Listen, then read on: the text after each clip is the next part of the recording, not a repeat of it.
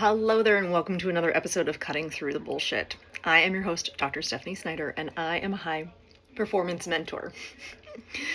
Through my unique blend of strategy, mindset, and intuition, I help men and women to cut through the BS in order to create the life and business they desire. Hello there, welcome to another episode. So, I was feeling pulled to share a little bit more about what I do throughout the day. So, I am very multi-passionate. There are a lot of things that I'm interested in doing, a lot of different ways in which I receive money. I have multiple streams of income. And I just wanted to share a little bit more about that today because I was kind of encouraged to do that through my Facebook friend that I actually met in person this weekend. We did some mentorship together, and I was able to meet her at a real estate investment conference, and that was so divine timing. It was perfect. I loved it. So I'm going to talk about how you can do this successfully. So a lot of people, my husband included, he'll go, okay, what mode are you in right now? There's a lot of different hats that I wear, and I'm able to, I don't necessarily want to say juggle it all. I'm able to manage it all because I'm very honest with myself and the time commitment in which it takes for me to learn something. So what does that all mean? It sounds like mumbo jumbo right now. So it takes me about 3 months, about 90 days, give or take, to find the efficiencies of how I do something.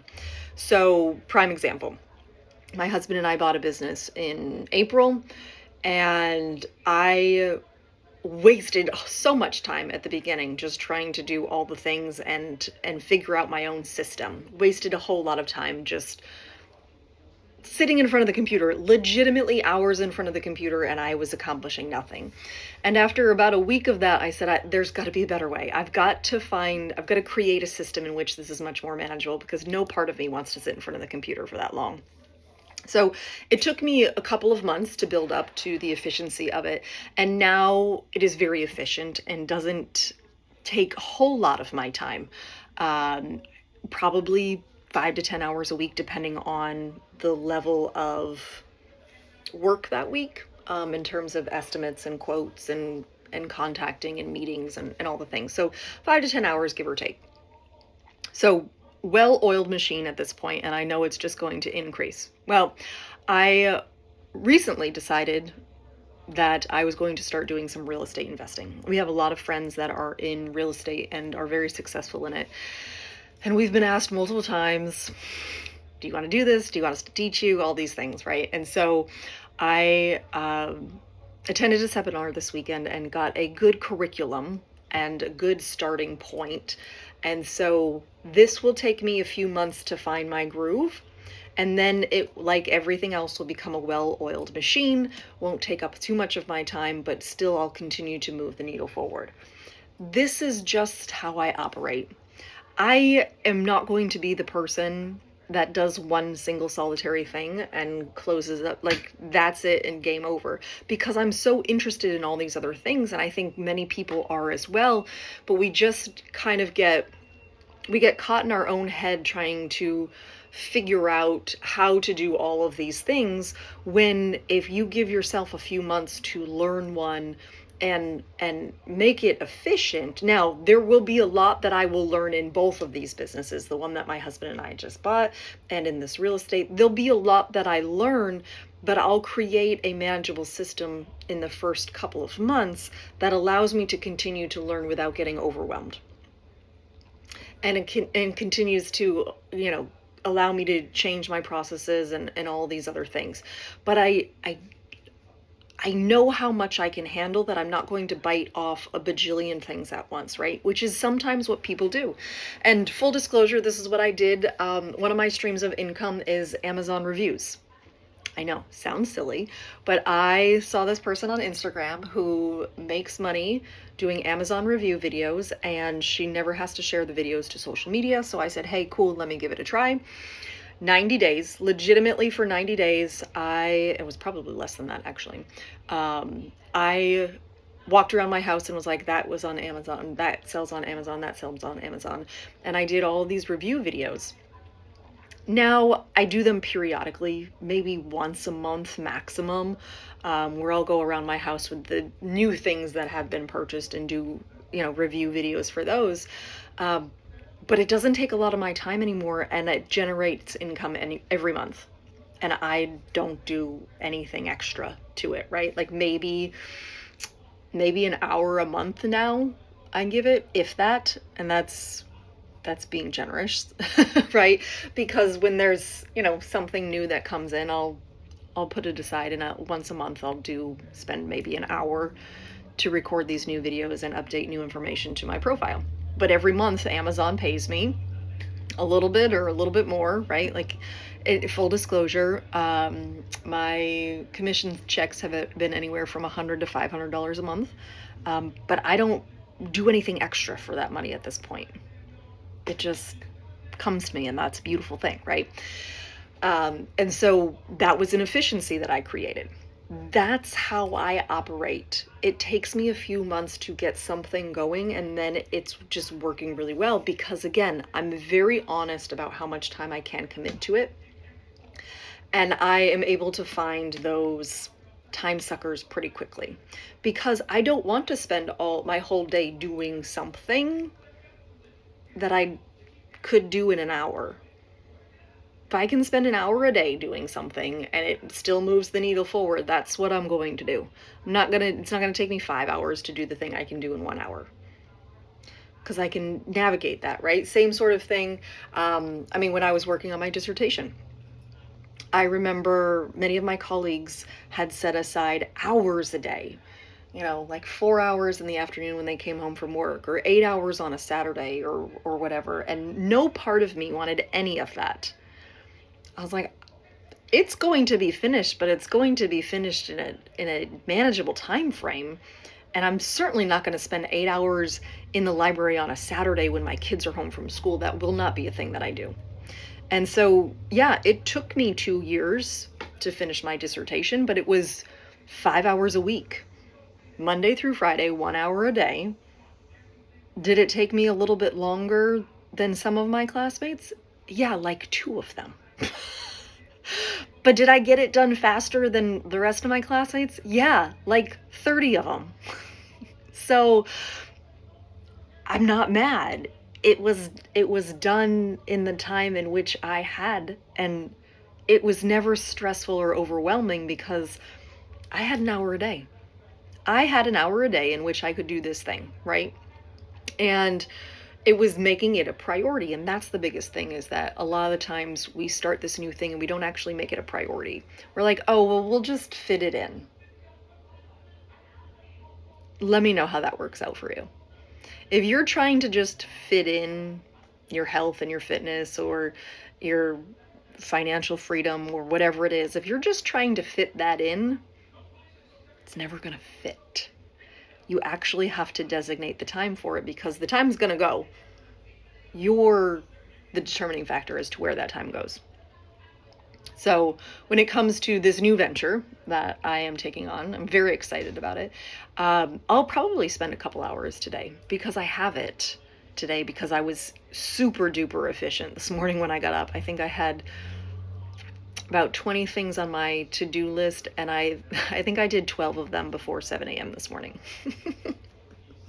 In about a half hour, because it was a bunch of little things. It was like, send the email for this, send the email for that, do this, do that, check this, check that, and I got most of it done. So I'll probably spend a couple hours today, but that's because I want to and I get to, right? So what does this all mean, Steph? How on earth can I become, or how can I be better at being multi-passionate? Okay, well, I'm going to give you some steps right now. Number 1, you have to be honest about where your time is going right now. If you have this desire to take on something else, to change something, to do something, you've got to set aside some time to do it. What I see happen more often than not is we say we're going to do this thing and we're going to do it in 20 minutes, and then we get pissed off that it took us 2 hours. I tend to give myself more time in the beginning when I'm learning things, because it's a new curve that's been thrown at me, right? So I give myself some more time in the beginning as a buffer, right? And then as I start to move through it and get more efficient, I can do it faster and faster and faster because I've created efficiency and effectiveness in it, right? So one, if you're going to do something else, add something, get honest about where it's going in your current schedule. Because if you cannot fit it in your current schedule and it's going to cause you to be overwhelmed, you're not going to do it. Period. End of story. Okay? So you've got to get clear about where your time is going. Okay? And then be honest with yourself about what you can actually commit to. And I have this conversation with my clients when they're starting their new businesses. Same conversation. Cool, you're going to start your new business. It's going to take you time to grow that. What can you actually commit to?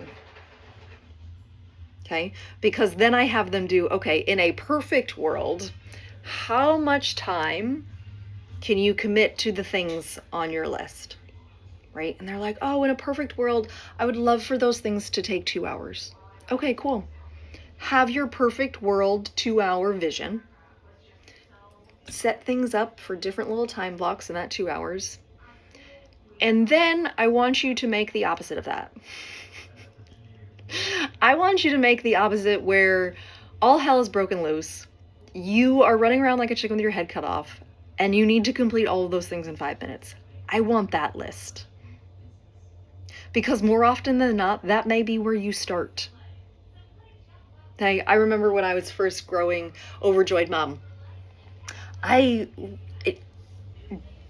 didn't have a whole lot of time. I had a newborn, I had a 2-year-old, and I had 2 older kids that were at that time 7 and 9, right? So pretty busy with 4 children starting Overjoyed Mom. And full disclosure, the things that moved my needle forward for Overjoyed Mom were showing up on social media and reaching out to 3 people. That was the absolute bare minimum that I had. 2 things. And in an ideal world, those 2 things took me less than an hour, maybe 45 minutes, right? But in the mix of the chaos, sometimes those 2 things were done when I was in the bathroom. In 5 minutes, right? When children were banging on the door screaming at me because I was trying to go pee by myself for the first time that day. Okay? So again, you have to be very realistic about your time. Be very honest with yourself about where your time goes. And then you've got to create yourself a little bit of an action plan. And no more than 3 things. If it's more than 3 things, it's out the window. It might not even exist. 3 things that you can do that move the needle forward for whatever that endeavor is, right? Maybe you've got to figure out a website thing. Maybe you've got to do, some LLC stuff or whatever it is, right? So 3 things to move the needle forward that day. Okay? And then number 3 is at the end of the week, you've got to reevaluate. I love these questions. They're so powerful and they help me set the trajectory for my week. What worked, what didn't work, what can I do differently? So if you go through the first week and you realize that you have done nothing to move your thing forward, whatever that decision was, whatever that goal was that you're now focused on, if you did nothing that first week to move the needle forward, that's okay. It's all right. Now you get to reevaluate and say, okay, well, here's why it didn't work. Because I waited until the end of the day to do it. And by that time I was too exhausted and I didn't want to. Right? This was me when I started my push-up challenge. I'm up to 38 push-ups a day right now. And I know that if I wait until the end of the day, I will make up the excuse. And so this morning I did my 38 push-ups in the kitchen right after I finished journaling this morning. Done. I don't even have to think about it anymore today. Okay? But you've got to be honest with yourself in these instances. So 1, figure out where your time's going. 2, create a 3-step action plan in which you're going to move the needle forward for this thing. And if you don't know, ask ChatGPT, ask someone that you know what a good 3-step things is to move the needle forward. Okay. And then the 3rd thing is to reevaluate. At the end of the week, reevaluate and say, okay, what worked, what didn't work, what can I do differently? Cool. No judgment, no beating yourself up, just very objective. Okay. This week was a little bit zooey. It was a little bit crazy. We were traveling a little bit. I should do it in the morning after I do this thing. And it's okay to change and adjust and keep moving forward. So I'm sending you so much love. I hope this video helped you. If you have any questions, please don't hesitate to reach out to me. And as always, be you, because the world needs more of you. Bye.